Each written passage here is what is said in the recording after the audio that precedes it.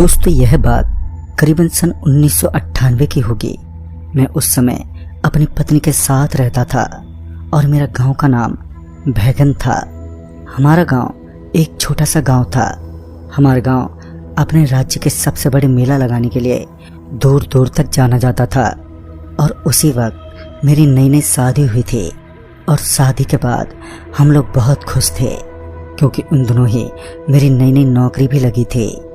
मैं जो काम करना चाहता था मुझे वही काम करने के लिए मिला क्योंकि मैंने बहुत मेहनत किया था इसे पाने के लिए और हमारी जिंदगी एकदम अच्छे से व्यतीत हो रही थी। मगर हमें क्या पता था कि आगे हमारे साथ कुछ ऐसा भी होगा जिसकी हमने कभी कल्पना भी नहीं की होगी। मार्च का महीना था और उसी साल मार्च के महीने में हमारे गांव का सबसे बड़ा मानने वाला मेला होने वाला था और कुछ ही दिनों में मेला लगने वाला था। उस वक्त हम लोगों में एक उत्साह की लहर दौड़ रही थी मेला घूमने के लिए क्योंकि शादी के बाद यह हमारा पहला त्योहार था। हम सभी लोग बहुत खुश थे मगर हमारी खुशी ज़्यादा समय तक नहीं टिकी। अब मेले का दिन भी आ गया था और हम लोग नए नए कपड़े पहन के मेला घूमने चले गए। वो मेला बहुत ही बड़ा था और हजारों की संख्या में वहाँ पर लोग आए थे। मगर हमारे गांव की एक परेशानी थी। हमारे गांव का किनारा शमशान घाट के रास्ते पर था। गांव में आने के लिए उसी शमशान वाले किनारे से होकर आना पड़ता था। हमारे गांव वाले उस शमशान को अपवित्र मानते थे। गांव के लोग उस शमशान घाट से होकर जाने के लिए बहुत डरते थे मगर मैं इन बातों को बिल्कुल भी नहीं मानता था। मैं भूतों पर कभी यकीन नहीं करता था। फिर हम उस रास्ते से मेला देखने चले गए और हमने मेला अच्छी तरह से घूम लिया और फिर हम ठीक ठाक घर पर आ गए। फिर मेला देखने के बाद कुछ दिनों तक तो सब कुछ ठीक चला मगर फिर एक दिन मेरे एक रिश्तेदार जो मेरे गांव में रहते थे उनकी अचानक ही मौत हो गई। हम लोग काफ़ी दुखी थे उनकी मौत को लेकर क्योंकि वो हमारे बहुत ही करीबी रिश्तेदार थे और उनकी मौत सुबह के 6 बजे हुई थी। उन्हें कंधा देने वालों में मैं भी शामिल था। हम लोग उन्हें शमशान घाट लेकर जाने लगे और उनके शरीर का अंतिम संस्कार किया। जब हम लोगों ने उनके शरीर को आग लगाई तब मैं अंदर से काफ़ी दुखी था। मुझसे और यह सब देखा नहीं जा रहा था इसलिए मैं पीछे मुड़कर घर वापस चला गया। मुझे क्या पता था कि पीछे मुड़ के चले जाना यह गलती मुझे कितनी महंगी पड़ेगी। पता नहीं क्यों मुझे उस दिन कुछ अच्छा नहीं लग रहा था इसलिए मैं अपने काम पे ध्यान नहीं दे पा रहा था और उस दिन मुझे काम करते करते थोड़ा ज़्यादा समय हो गया था और काम के चलते काफ़ी रात भी हो गई थी। उस रात मैं कुछ ज़्यादा देर तक ही काम करता रहा और ऑफिस से निकलते निकलते देर रात हो गई थी। मैं अपने दफ्तर से घर की ओर बढ़ने लगा। अब मुझे उसी शमशान घाट का रास्ता पार करना था। मैं अभी शमशान घाट के रास्ते को पार ही कर रहा था कि तभी मुझे शमशान घाट से कुछ आवाज़ें आने लगी। मैं शमशान घाट के अंदर जाकर उस आवाज़ की ओर गया तो मैंने देखा कि एक औरत सड़क के किनारे रो रही है। वो औरत सफ़ेद साड़ी में थी और लगातार रोए ही जा रही थी। यह देखकर मुझे बहुत आश्चर्य हुआ कि इतनी रात को यह औरत यहाँ पर क्या कर रही है और बैठ के रो क्यों रही है। मैं उसके बारे में अभी सोच ही रहा था कि तभी वो औरत एकदम से गायब हो गई। मैं डर से बुरी तरह से घबरा गया और सोचने लगा कि वो औरत कहाँ पर चली गई। मुझे लगा कि यह मेरा वहम होगा वरना शमशान घाट के किनारे इस तरह कोई औरत क्यों रहेगी। वैसे भी उस दिन मुझे थोड़ा अजीब लग रहा था। फिर मैं जल्दी से घर पर गया और मुझे पूरी रात बहुत अजीब अजीब सा लग रहा था। फिर रात को ही मुझे बुखार भी हो गया था और जब सुबह हुई तब मेरी बीवी को मेरे बारे में सब कुछ पता चल गया था। वो भी इस बात को लेकर काफ़ी परेशान हो गई और मैंने भी आराम करने के लिए दफ्तर से 1-2 दिन की छुट्टी ले ली। छुट्टी के अगले दिन ही हम लोग सोच रहे थे कि हम कहीं पर घूमने जाएंगे और वैसे भी मेरा मन अच्छा नहीं लग रहा था। शायद घूमने से मेरी तबीयत ठीक हो जाए। तो इसी वजह से हम लोग घूमने की तैयारी करने लगे और अगले ही दिन हम लोग घूमने जाने वाले थे। मगर हमें कहाँ पता था कि यह ट्रिप हमारे लिए इतना खौफनाक होगा और हमें इतना महंगा पड़ेगा। फिर तभी हमने अपनी सारी तैयारी कर ली और हम लोग काफ़ी खुश भी थे।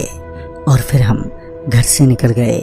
हम लोग जहाँ जाने वाले थे वो जगह हमारे घर से काफ़ी दूर थी, इसलिए हमने सोचा था कि ज़्यादा समय वहाँ पर नहीं रहेंगे और जल्दी ही घर वापस लौट आएंगे। हम लोग जाकर एक बस स्टैंड पे बैठ गए जो बस वहीं से जाती थी, मगर बस में ज़्यादा लोग मौजूद नहीं थे। मुझे लगा कि इस समय के सीज़न में ज़्यादा लोग घूमने नहीं जाते हैं, इसलिए शायद बस में भीड़ नहीं है। मगर हमारा यह मज़ा आगे जाकर सजा बनने वाली थी। वो जगह देखने में तो ठीक ही लग रही थी और वहाँ का वातावरण भी बहुत अच्छा खासा था। अब मेरी तबीयत पूरी तरह से ठीक हो गई थी और मैं अब पहले से भी अच्छा महसूस कर रहा था।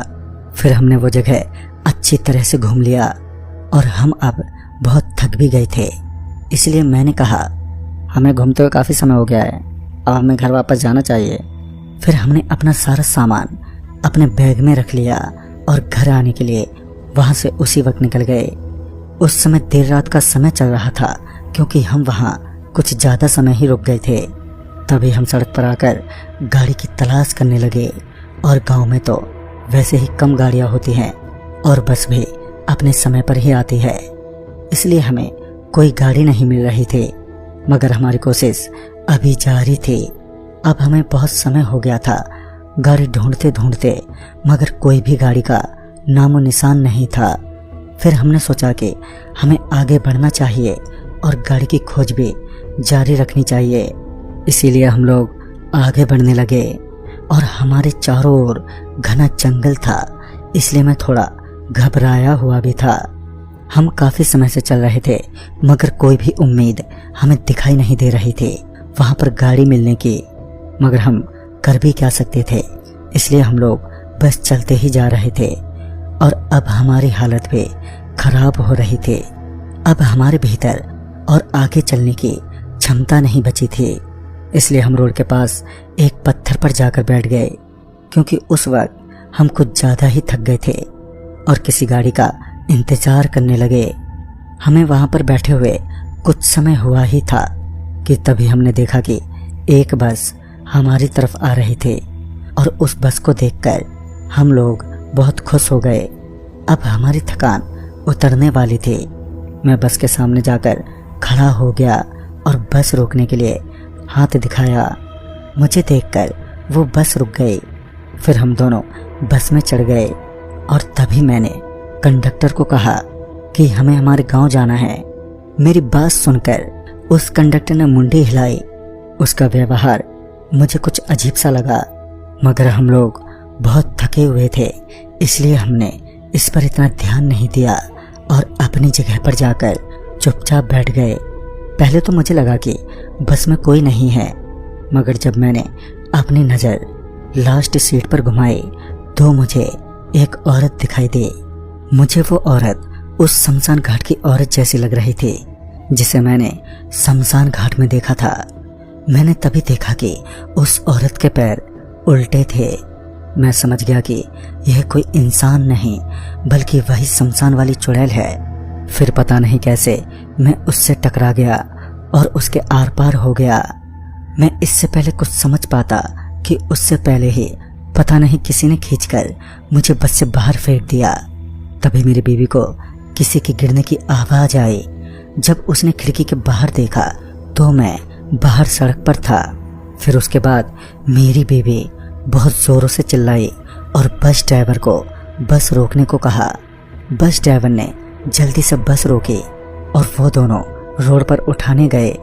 फिर उन दोनों ने मुझसे पूछा कि आप बाहर कैसे गिरे, तो मैंने अपनी सारी बात उन दोनों को बताई और यह सब सुन के उन्हें भी बहुत आश्चर्य हुआ।